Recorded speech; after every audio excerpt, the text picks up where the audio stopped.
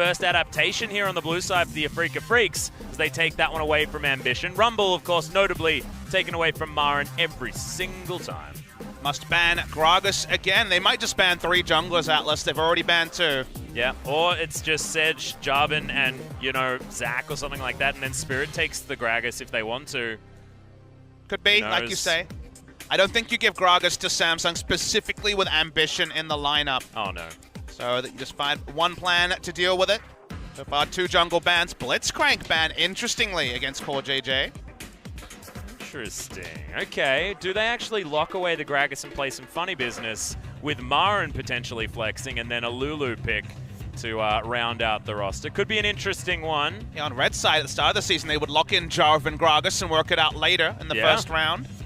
Galio banned against Afreeca. I think Gragas is so prioritized here unless they're trying to play another sort of game, but why? Why do that if you're Afreeca Freecs? Take it away. Spirit had a wonderful game on Lee Sin, but take the Gragas and go down the tier list for Ambition. Okay, Samsung now moving over to that Xayah pickup, the denial from Kramer, who's just so comfortable on the champion Ambition. We'll see whether he's going to lock in a jungler here or whether it is going to be something else, but the Xayah Rakan feels too good to pass up and was what Afreeca Freecs used to dismantle Samsung partially game number 2. But they need to start really ramping up the lane. One of the strengths of Samsung at Worlds last year was the power of Ruler and Core JJ in lane. They were the best laning duo we had by the end of 2016. I wouldn't levy that to them this season, even though they've had their highlights at this series against SKT. They've been losing 2v2 against a Relic Shield Xayah Rakan in the previous game. This one needs to be better, and there's still plenty of great AD carry options available for Kramer. Does Tristana Lulu make some sense here? Could that potentially be an option and then they can continue flexing it? Or do they go for the full dominance and that level 3 massive power spike of the Alistar Tristana? They certainly do. So the bottom lane taken away and theoretically jungle and bottom lane secured here for the Afreeca Freecs, but they still have those flexibility options with Marin playing a heck of a lot of Gragas in his history. But Maokai left up, and Samsung could just grab that one for themselves too. They would have probably had to ban Maokai if they didn't claim it's QV's most played of the year. So they will lock it in. It means they will not have a dueling advantage in the top lane if it is to be a top lane Maokai. Should mention that Ambition could definitely be playing jungle Maokai as well. Your suspicion is going to be top lane Maokai. They have the counter pick with last pick to give more insight into this. First time that Taliyah hasn't been locked in first round as well, Papa.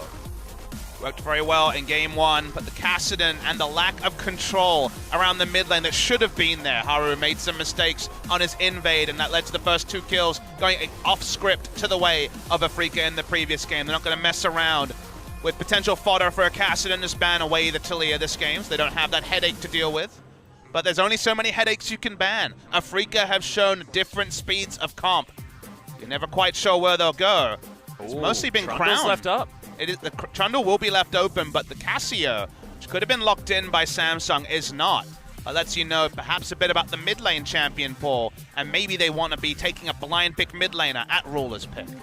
Could certainly be the Orianna or something like that. Corki, another option, does pair well with the Xayah, but there's the understandable Cho'Gath ban away, and Afreeca looking pretty hungrily at a potential troll to be locked in if Marin is going to be taking a new top laner. It's going to be the mid lane blind picked, like we say. It's going to be mid lane Karma, old favorite of Crown.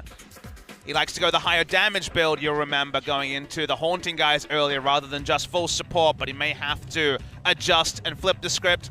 Hooking into Karma, just going to be wave clear mid lane.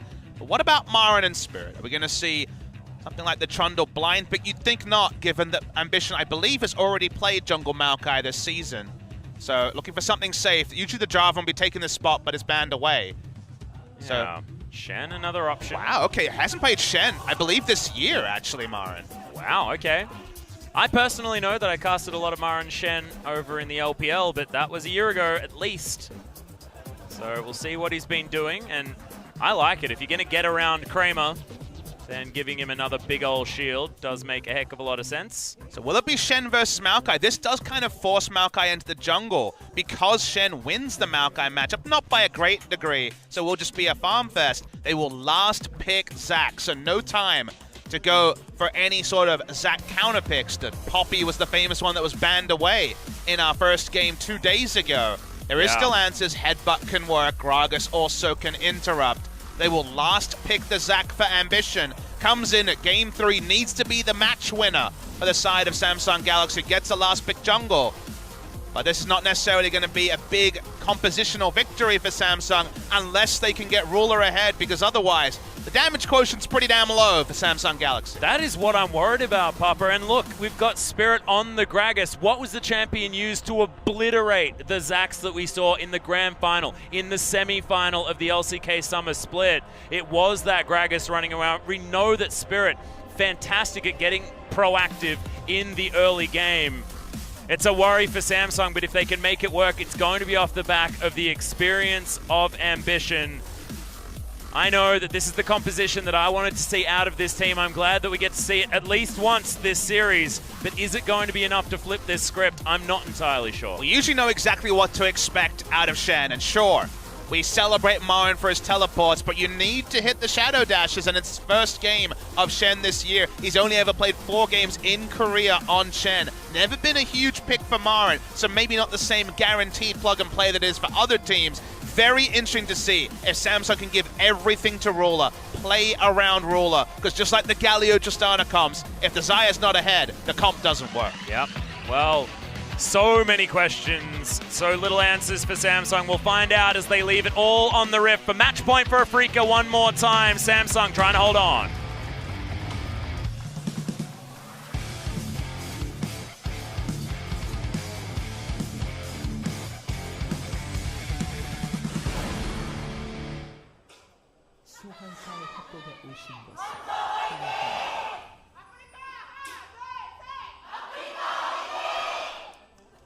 Okay, fans in the audience relatively split between these two teams.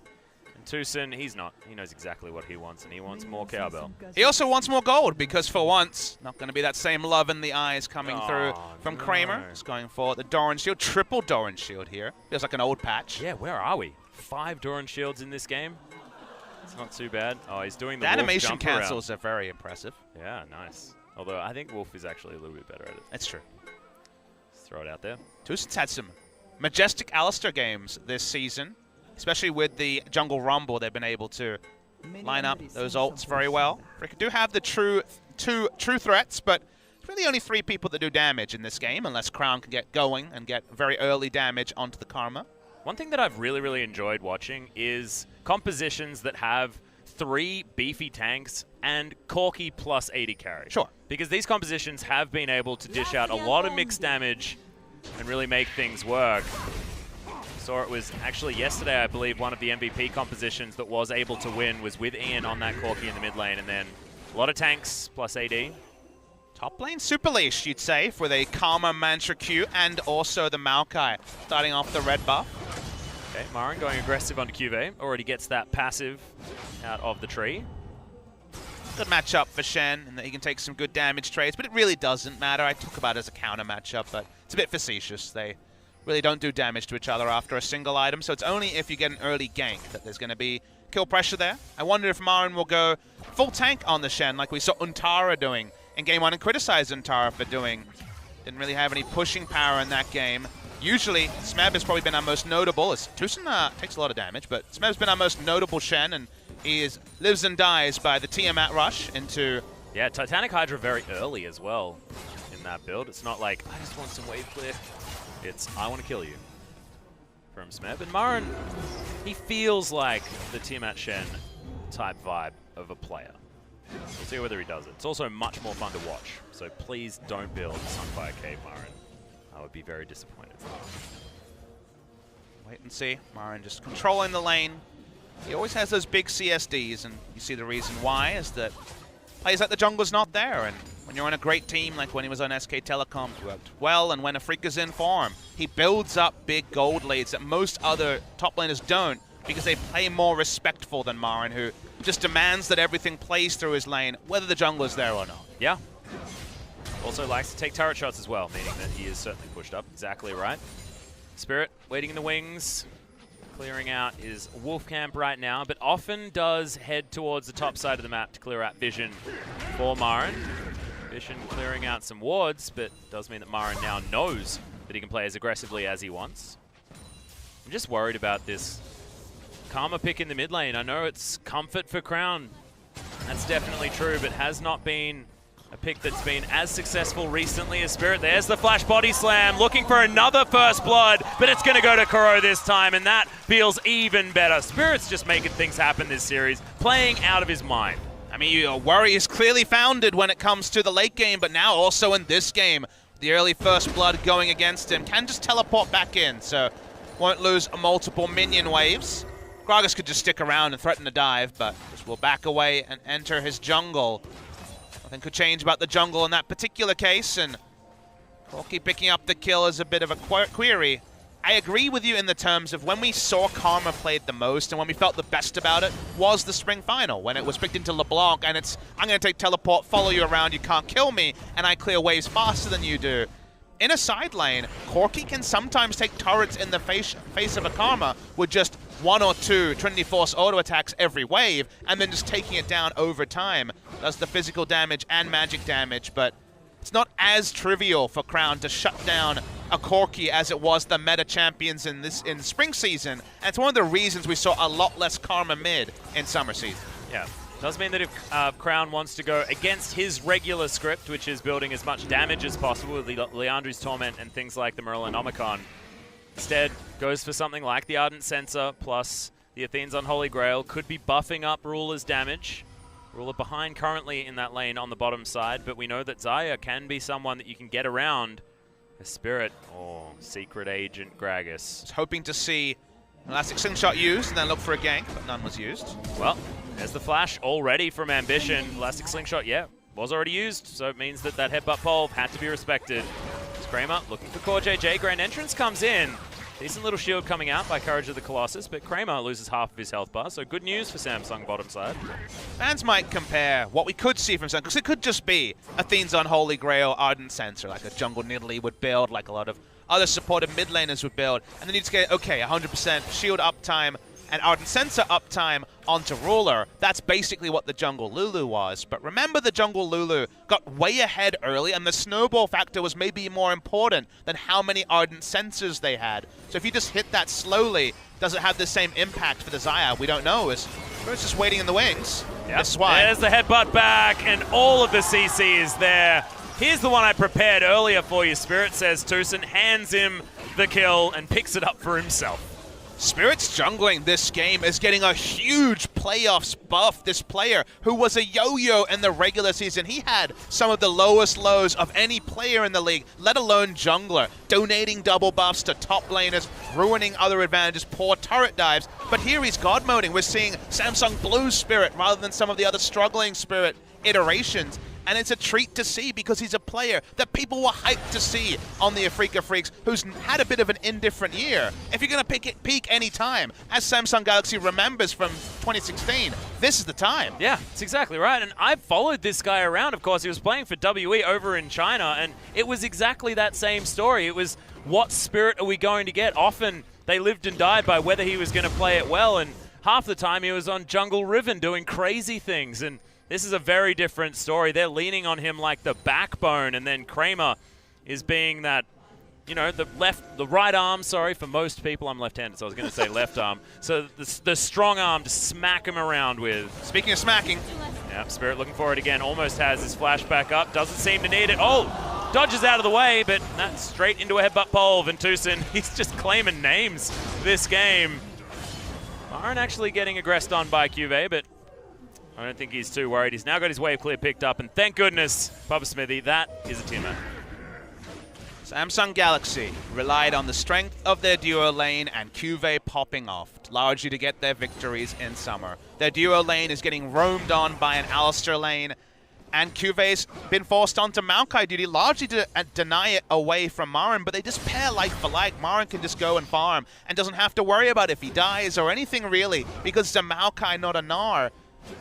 It's just a disaster for Samsung Galaxy. They may still win this game. They could still win this series, but Afreeca have read them like a book. They had the spoilers. It's like they had the script a couple of days ago because they know exactly how to play against Samsung. They've been greedy with all their decisions in the early game, and Samsung have had many, many times to punish and failed every time. Yeah, and you just have to think about what we were considering at the beginning of this series and what we're considering now as well. Because when you thought about it, you thought moving into the battle against KT, if you wanted somebody else to be in the World Finals, you probably would have wanted a Samsung victory because you felt like Samsung had the number of KT possibly over what Afreeca Freecs would have. However, looking at this, I'd probably send Afreeca Freecs if I wanted the end of KT Rolster. And Kuro, he's making his way towards the top side. He wants some trees, but he's not going to get them. He's too tanky just to start things off, as that big one actually started to almost deny what I was saying. But we're seeing Corki roam first out of mid lane. We're seeing Alistair roam first out of bot lane. When you go for Karma mid lane, the minimum is that you're going to have push priority, but you die a couple of times and pushing becomes more risky. Seeing Tucson just WQ in like he doesn't have a care in the world. Yep, just wandering around, gets himself the stun onto Ruler, but may actually have to pop the ult here, as Unbreakable Will would be able to save him from the potential aggression, but he just wanders out casually. That's going to be his move. Kuro grabs the blue buff, and all is fine in the Afreeca camp. Heading towards a potential perfect game situation, 3-0 now, but no turrets to be taken just yet, and only 1,500 gold lead, so I'm getting a little bit ahead of myself, but so far this series, it's been all about Afreeca. Even this game, all of those points that they want to hit, all of the beats that they want to make to for success are being claimed. Afreeca running the gauntlet would be just as unlikely a story, or at least on the same wavelength as Longzhu being our champions, because Afreeca should not win best of fives. They so often have struggled in best of threes to replicate their games over 2 or 3 games, let alone 5. But if you win 3 in a row, you don't need to be able to deal with adaptation. They have set the tone of every game, found a lead in every game. We're seeing them evolve in a way that's really only comparable to Najin Shield's famous gauntlet run 3 years ago in 2014, where they faced across some of the best rosters in the world and left them wanting. And that is exactly who they will be compared to if they face KT Rolster, who will try to make sense of the games and try to make sense of Afreeca, which every analyst struggles to do. Yeah. And it will make the double fairy tale story for LCK Summer 2017, which would certainly be a treat. But we know there's a lot of KT fans out there still wanting to deny this potential fairy tale, because wanting those players at Worlds is certainly something that we want, but Marin to make his way back, Spirit as well, Kuro representing even more of the players on the side of the Rocks Tigers that were so exciting years prior. And no one mentions Kramer, who has had a bumper season, who has been the true Gauntlet MVP. He's been wonderful. So there's a lot to be excited about. You focus on what you lose out on if you don't have KT, but maybe we'll be forced to embrace what we do have. Because like you say, we're seeing impressive growth from Afreeca that wasn't there in wildcard matches, but is there in this particular gauntlet so far. And it's how that growth has moved forward as well, because it's not about fixing Afreeca's problems. It's about Afreeca saying, well, we have to play around Kramer, and we don't necessarily have a lot of compositions that we can use in order to do that. Let's just make a heap of compositions that do the same thing. And that's the dream of a League of Legends analyst, is trying to make sense of new things, of innovation, of different ways of playing League of Legends. My favorite moment ever was the Heimerdinger jungle, the why of that in 2012, taking away the idea of what Smite meant and what jungling meant. And while it's not that level of innovation, it's rewriting a simple script of, hey, Kramer's pretty good, let's play around him, and just stretching it into so many different ways. It feels like you're playing around with a Zac. It's a very elastic thing they're playing around, and it shows that the knowledge we have of what League of Legends is and isn't is still going to be a fluid thing rather than stuck in a box. Yep, always Flux is available as Tucson's going to be spotted. Oh my god, that flash body slam was out of control, but delivered underneath the turret ambition. More than happy to go against this, but Kuro's going to turn up. Tucson, Unbreakable Will's going to keep him safe for the moment, but can he survive? Samsung Galaxy, they're getting the roam towards this mid lane.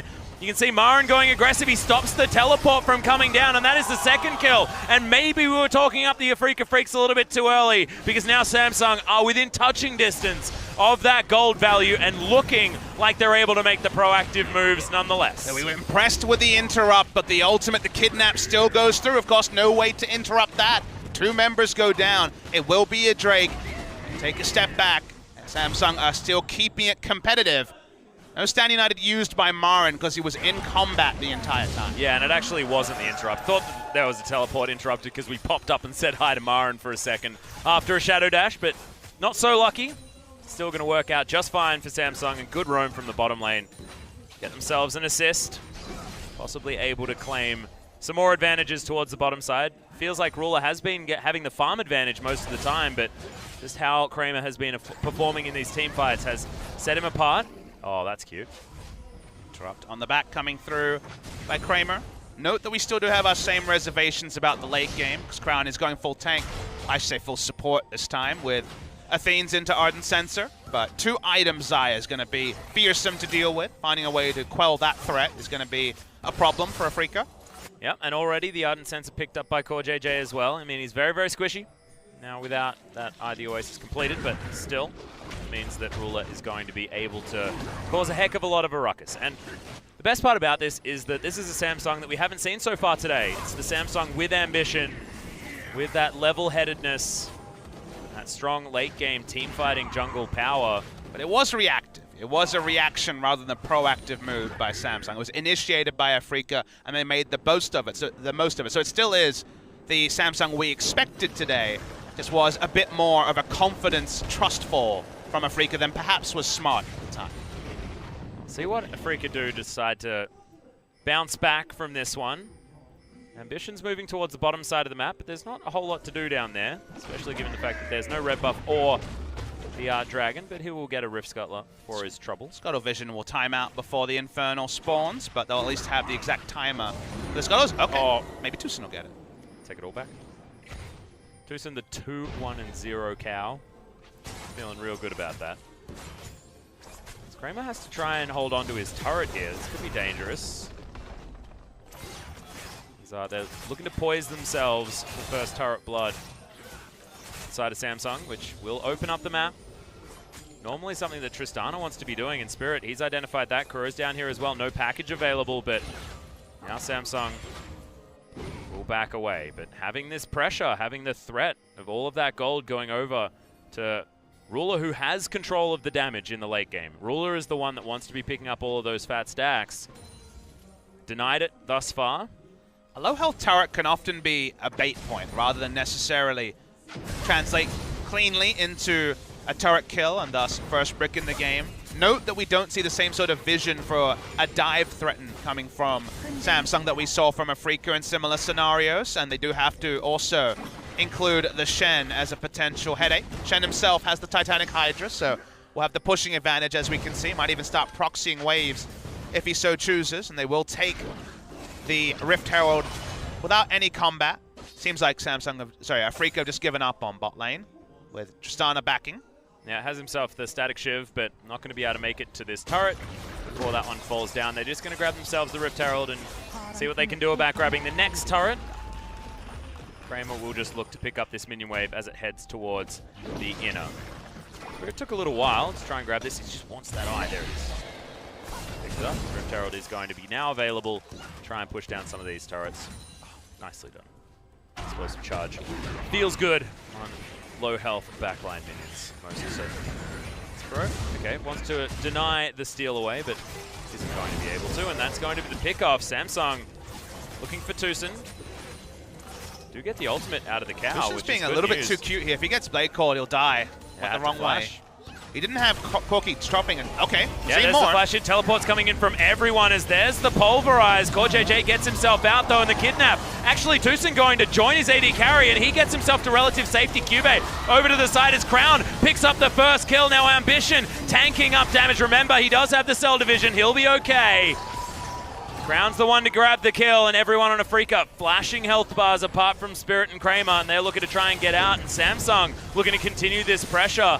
New lease on life now for this Samsung roster. For the first time, we're seeing them in a position of power this series. Being able to shrug away some of their problems in the mid lane, having Crown roam first. He's picked up 3 kills to complement his 2 deaths. Behind in CS, but at least going to have Ardent Sensor on his next back. And Zeal into Zeal item completion is the biggest point of strength in the game. That is when the low damage problems will not be a factor because there's not really any tankiness yet on the side of Afreeca. So those sort of concerns are 35-minute concerns. Where we are at in the game right now, Afreeca have to choose their fights carefully or they will be mown down by Samsung Galaxy. Yeah, and I feel like now it's about Afreeca trying to avoid fighting when you've got CoreJJ and Crown hanging around Ruler. If Afreeca Freecs can split this map apart, they do have fantastic splitting options. Is something that they can certainly make work, but you can see Ambition and CoreJJ looking to try and help out as far as defending this mid lane outer turret. And that is not going to work because the Rift Herald does a heck of a lot of damage with that first charge, especially at that sort of health value, so that is base. Well, things broken open in the mid lane. Great news for Afreeca Freecs, and that is going to even out the gold to about 1,000 higher for Samsung. Nothing to write home about at all. How much of an investment will there be at the Infernal Drake? Right now, Marin does not have Stand United available just yet. Portrait is a little bit hard to tell, but it looks like it's not going to be available for another 30 seconds or so. About a third of it still to go. Now, Infernal's not the highest value to Samsung. It is not going to be a 4 damage Jace comp getting Infernal. It's going to be a bit more shields from Karma and mostly about Ruler, so lower value Infernal than it is for most teams, so you don't feel as bad if you're Afreeca giving that one up. Although you probably wanted to take that one yourself. Kuro would be pretty happy, and Kramer as well, feeling good about that choice, but when your opponent's at its strongest and they're taking an Infernal, then if it's a Jace comp, you feel terrible. In this sort of a comp, it would have been lovely, but it's an acceptable loss for Afreeca. Well, speaking of Afreeca, in the bottom lane here, try and siege down this outer turret. Wandering over a lot of vision. In fact, Afreeca Freecs have vision in the areas that they need it, not necessarily the most wards. That award certainly goes over to Samsung. They have been able to skip out of the way of this vision, and Kuro down here with the package wants to try and take this. Never sure if Afreeca will not just flash over a wall and engage. Well, JJ doesn't spot with his sweeper. So we'll put down vision. Just a bit of a vision wars here as Tristana's pushing out. Yeah, there it is. Headbutt Pulp comes in as the package is delivered, but good Featherstorm timing from Ruler. Very Still defensive gets chunked teleport. out. Yeah. In goes the Elastic Slingshot. Ambition doesn't find any knockups with it, though, as he's looking to try and take away this cow. Gets a massive shield, though, and can the Afreeca Freecs actually get here? Got the turret. Good knockback. They do manage to take down the turret, and the Cell Division has been popped on the side of Ambition. Can they get a Frost Bomb on top of it? I'm not sure, as the Grand Entrance comes in and Crown grabs himself a kill after the teleport. Spirit has to get himself out as Marin here very, very late to this party. Teleport almost back up for Cuvée, but Afreeca Freecs just falling behind.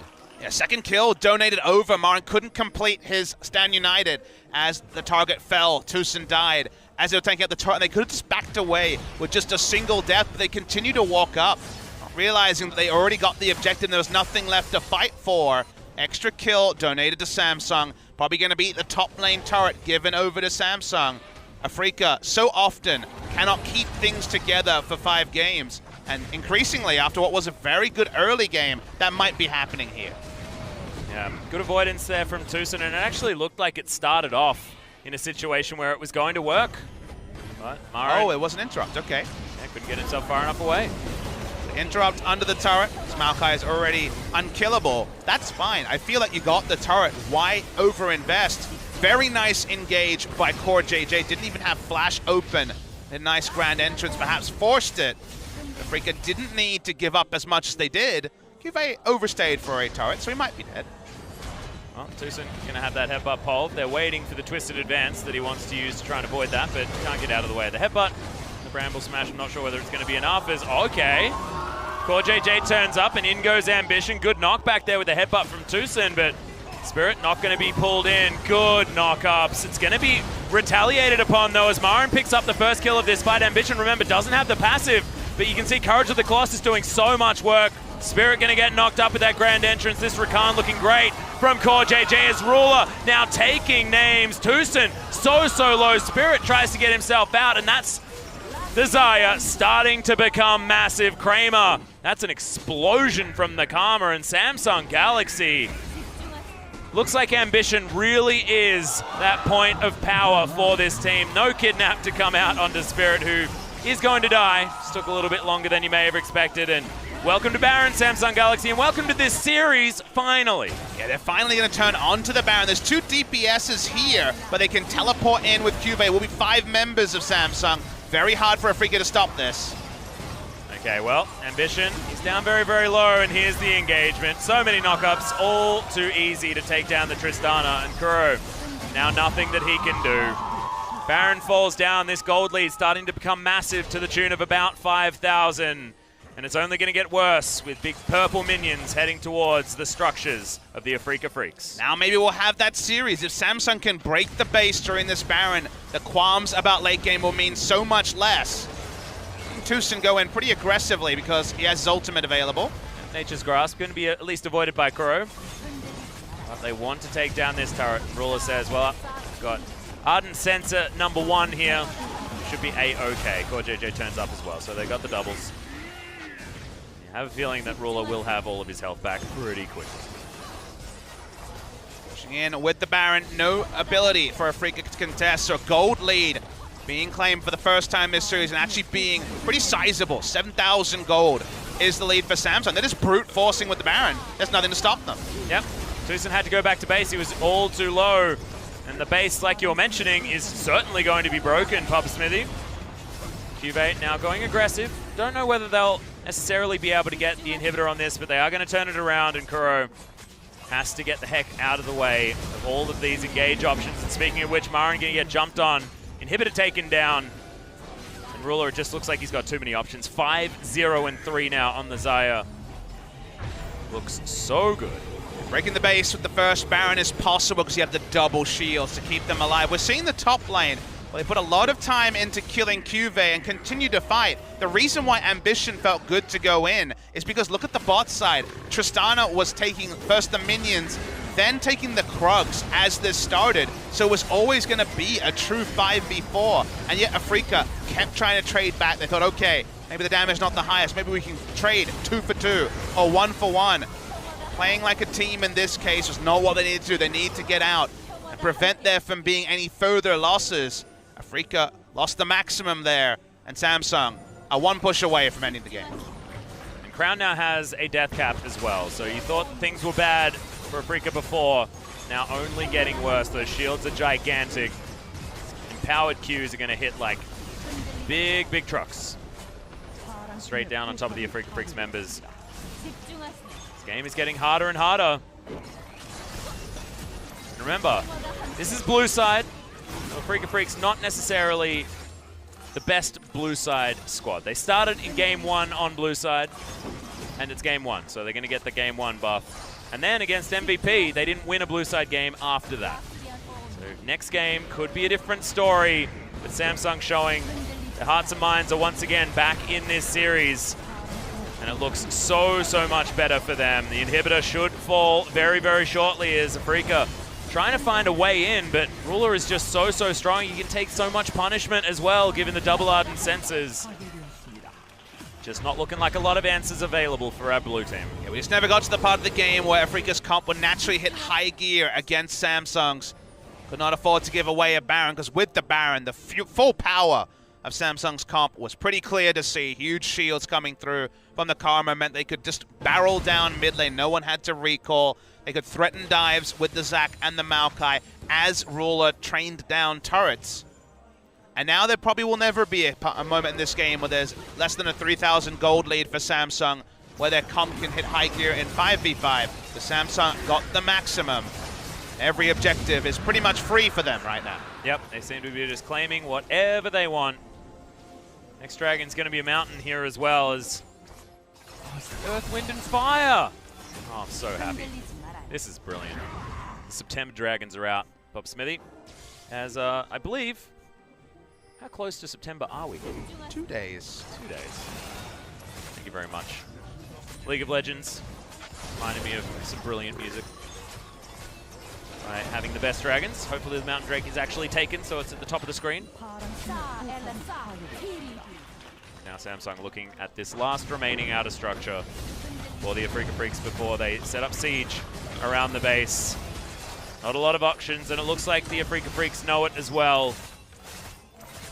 Don't want to tempt fate by going overly aggressive, and they want to capitalize on mistakes. It feels like that's the only option that they are going to have, and it's going to be a colossal mistake from Samsung if they are going to get something to happen. Got to kill Ruler through flash, heal, and all the support ultimates. Nature's Grasp. In come the kitties. They just want to use this to take down the turret. Ruler, so much shielding, as Tushin does at least get the knock up on top of him. The barrel comes down as well as now Ruler gets taunted up. He's no Featherstorm remaining, as Marin is tanking very, very well with that dodge field. But now in goes the Xayah. Everyone flashing on the side of the Afreeca Freecs, and they think, well, I mean, we gave it a consolidated effort, guys, but I just don't think it's going to be enough. They're even going to take down this inhibitor as well. As Ruler back up to full health almost instantly after the aggression. The Afreeca Freecs now dealing with no more inhibitors remaining. And if they're going to win this game, it's going to be the most difficult task that they've had in a very long time.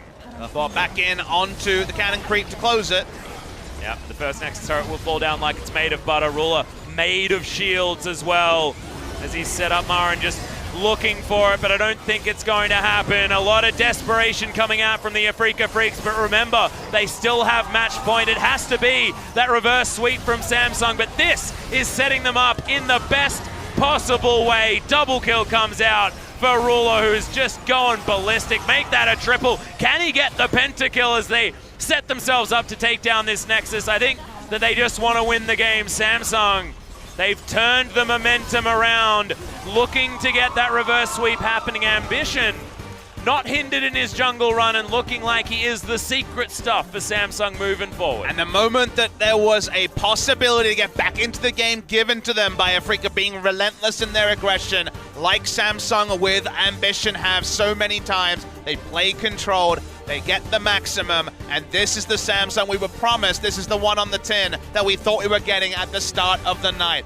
But it has to be 3 perfect games. First one necessary comes through for them, but 2 more victories required, and Afreeca will get to choose their side. So far, everyone has chosen red side. Afreeca will be red side for game 4 if they so decide. Yep, you can imagine that that'll certainly be the case.